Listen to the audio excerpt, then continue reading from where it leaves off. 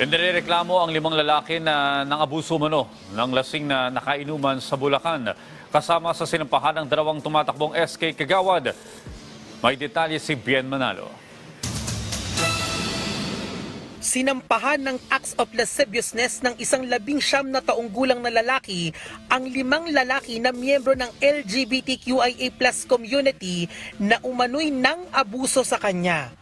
Kabilang sa mga kinasuhan ng biktima ang 2 kumakandidatong SK Kagawad sa Quezon City na nakilalang sina Ezrael Aguirre at Eugene Franz Pico at ang 3 pa nilang kasama na sina Kevin Casin, Rolando Dayaw at Ronald Jan Espiritu.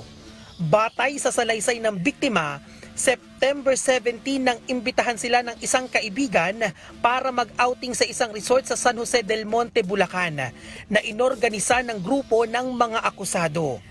Inakala raw nila na ito ay simpleng outing lang pero tila nauwi raw sa pangangampanya para sa nalalapit na barangay at sangguniang kabataan elections.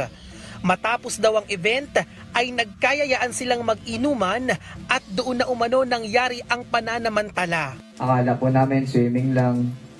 Hindi naman po alam namin nung may pag-aanoan sa mga politics, pag-aaralan, lesson, ganun. Around 3 ng madaling araw po, September 17, umalis na po yung kasama ko na si... Umalis po siya po itong kwarto, lasing na lasing po. Tapos ayun po, doon na po siya inano ng mga bakla. Nais naman ng biktima na panagutin ang mga sospek sa ginawa sa kanila. Gusto ko po mabigyan ng hustisya yung nangyari sa kaibigan ko. About po na rape po siya ng mga bakla po. 5 bakla po yung umano sa kanya. Sa ngayon ay wala pang ibinibigay na pahayag ang panig ng mga akusado. Pinadalhan na rin sila ng korte ng Sabina para sagutin ang mga aligasyon laban sa kanila.